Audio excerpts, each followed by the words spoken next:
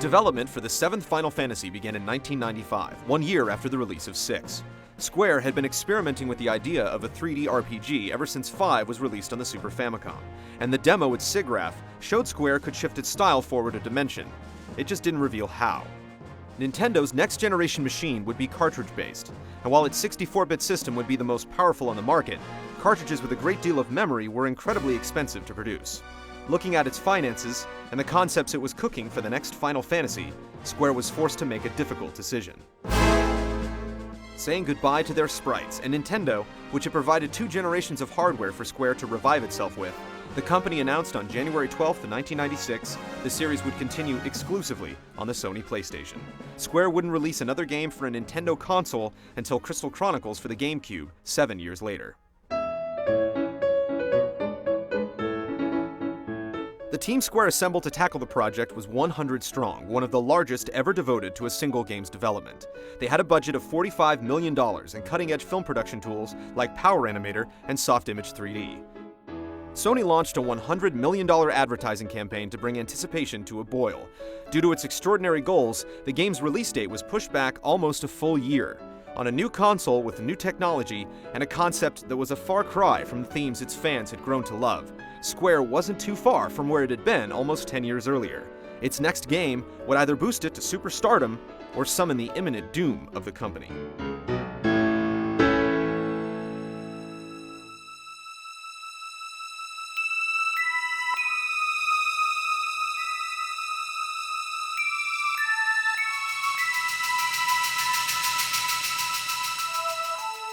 Final Fantasy VII was released in Japan on January 31, 1997, and American gamers had to go on hearing how amazing it was for another 9 months.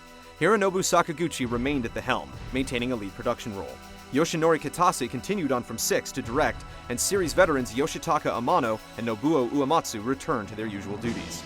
Kazushige Nojima assisted Sakaguchi and Kitase with the writing, and Tetsuya Nomura, who joined the team for 5, designed the characters for the first time. His manga style was deemed more compatible with the basic 3D structure of the game.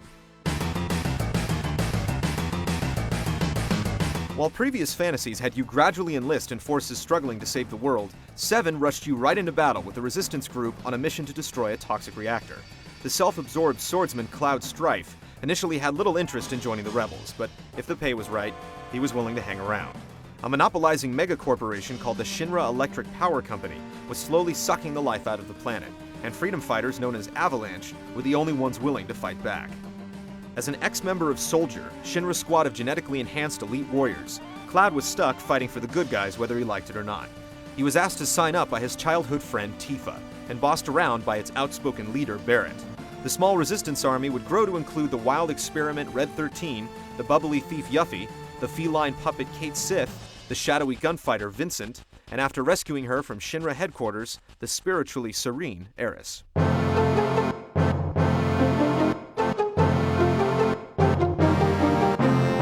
For the most part, the game shared a point of view similar to PlayStation predecessor Resident Evil.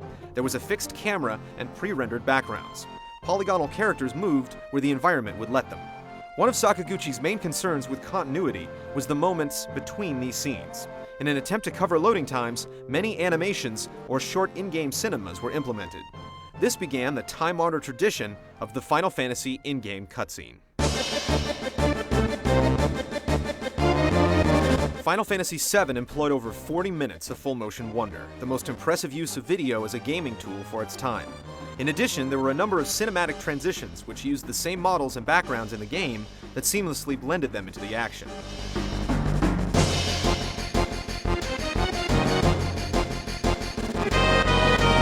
The battle window also gained cinematic enhancements. The camera was almost constantly moving, highlighting magic spells, special abilities, and enemy attacks. These smooth perspective patterns were also random, ensuring you rarely saw the same angle twice in one fight. The sequences that did repeat were the elaborate summons. Some of them were close to a minute in length.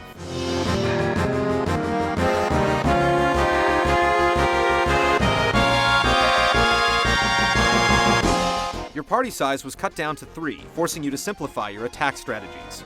You also only had 3 items to equip in your inventory: a weapon, armor, and an accessory. This appeared quite restrictive at first, until Barrett revealed the game's ability system, called Materia.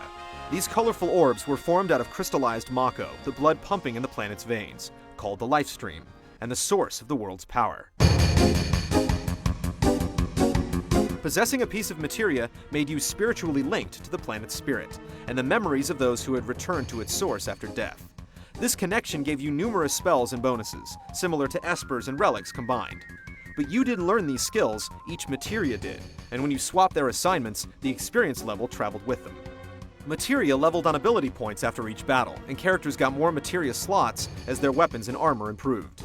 Job-specific battle behaviors like covering, stealing, and casting spells on multiple targets were now assigned to specific materia. Along with being spiritual power generators, the orbs gave you stat bonuses reflective of their abilities.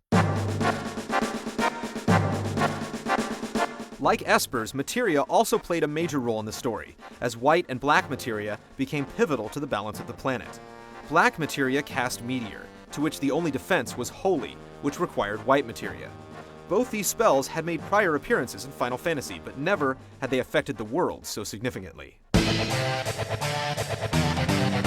When your party was pushed to the brink, a new bar began flashing next to their active time battle indicator. When they received damage, it filled up, and at its peak, the attack option was replaced with character-specific limit breaks. You couldn't choose from the whole list, though, and had to assign which of the 4 groups to bring into the fray. You could unleash them the second they were earned, or save them for another battle.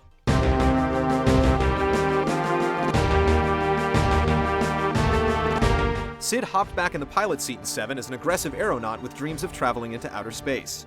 His attitude and style was reminiscent of the character's first appearance in 2, and a departure from the older bearded design gamers had met in 3, 4, and 5. He donated the tiny Bronco, a small craft that doubled as a boat after it was shot down. He also welcomed you aboard his Lady Luck, the Highwind, which shared his last name. He took up a lance and aided you in battle for the second time in the series, sharing his pedigree and many abilities with the Dragoon Cane from Final Fantasy IV. Chocobos chirped you across the landscape, but you had to call them by equipping the Chocobo lure materia to bring them into battle. You could then race your newfound pets by entering them in speedways at the Golden Saucer. After you won your first Choco chase, the manager Dio gave you a land-roving buggy that was open to enemy attacks, but chugged over rivers and deserts. The saucer was like Pleasure Island, with several interactive minigames requiring dexterous button selecting. These time trials also emerged in the story, making pivotal moments tense with the fear of getting one step behind. They also ensured the following games would have an equal amount or more of playful diversions that could absorb your time when you weren't worrying about the end of the world.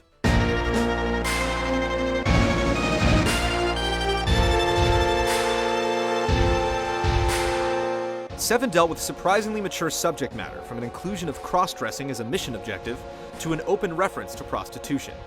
Barrett was the first leader bold enough to utter several obscenities, and the only central black character in the entire franchise. It was also the first entry to show blood.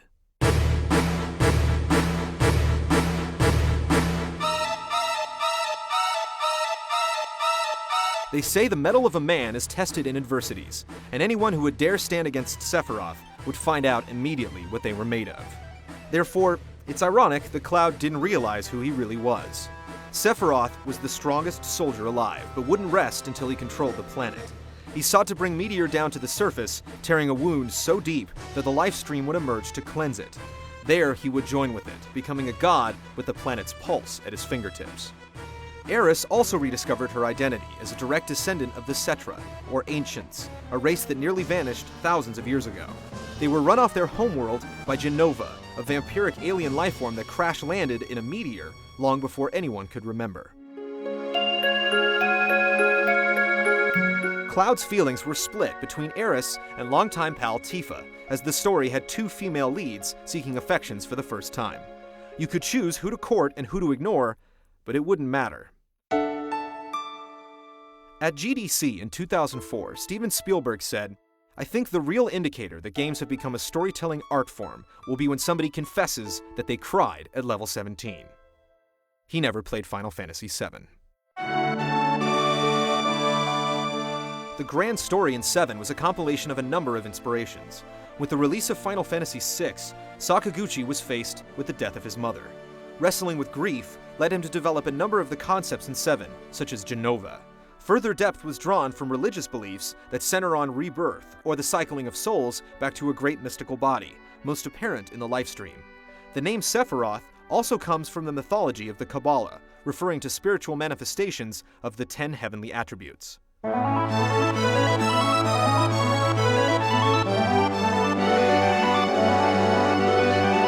Final Fantasy VII was a marvel of technology and a commanding display of limitless imagination. The only thing that lessened its impact was that, were it not for Ifrit, Shiva, and Chocobo riding Moogles, the game was almost unrecognizable as a Final Fantasy title. The series went from being classically medieval to ambiguously futuristic.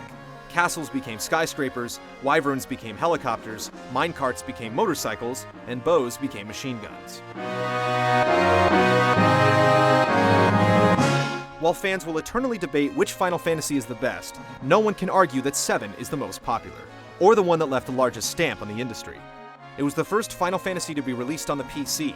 The snowboarding minigame was ported to mobile phones in 2005, and in 1998, Cloud, Tifa, Sephiroth, Yuffie, Vincent, and Zack all appeared as playable combatants in the fighting game Airgi's God Bless the Ring. Their inclusion led many to call the PlayStation release the Final Fantasy Fighter. Shortly after the turn of the century, Nomura and Kitase were approached to create a polymorphic project that could expand one of the Final Fantasy games across multiple mediums, in an effort to prove the franchise was capable of breaking out of its Roman numeral namesake. Kitase immediately suggested 7 as the perfect candidate, because its ending left numerous avenues open for the story to continue. The project was called Compilation of Final Fantasy VII. Its ongoing catalog includes Before Crisis, a prequel to 7 focusing on the Turks, Shinra's version of the CIA. The turn-based adventure storyline follows the Shinra investigators as they fight the precursor to the Avalanche introduced in 7. The mobile phone exclusive series ran for 25 episodes in Japan, and the last entry was released on April 1st, 2006. A PSP game was also introduced called Crisis Core, which stars 7's underappreciated hero Zack, Cloud's savior and Aeris's former boyfriend. But the first video game to hit stores under the Compilation umbrella came from an unexpected genre, the shooter. Combining a first-person perspective with the back-flipping melee action of Devil May Cry, the last chapter in the saga of Midgar focused on the unfinished business of Vincent Valentine. Dirge of Cerberus was released in Japan on January 26, 2006. Cerberus had Vincent facing off against an army of rogue soldiers called Deep Ground, whose intent was to call forth Omega and end the world. Every living thing eventually returned to the Lifestream, and Omega was the entity that would one day collect all the energy and return it to the stars, leaving the planet as a crumbling rock disintegrating into space. Despite Vincent's obvious ease at using Cerberus and dodging enemy fire with Flare, the gameplay in Dirge was admittedly constrictive. This was apparent due to several changes made to the game before its US release 7 months later.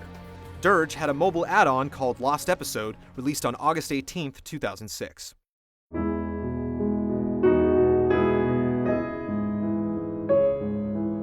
And then there's the infamous trailer shown during the Sony press conference at E3 2005 that teased millions by demonstrating what Final Fantasy VII would look like if it was recreated for the PlayStation 3.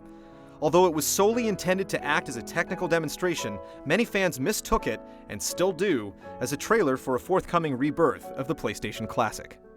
Even if the game never returns, the universe of Final Fantasy VII continues to expand. The fan community on both coasts has continually called out 7 as one of the best video games ever created. At a financial results conference in 2006, Square Enix president Yoichi Wada claimed the compilation of Final Fantasy VII would be around for another 10 years, which would end the celebration on its 20th anniversary.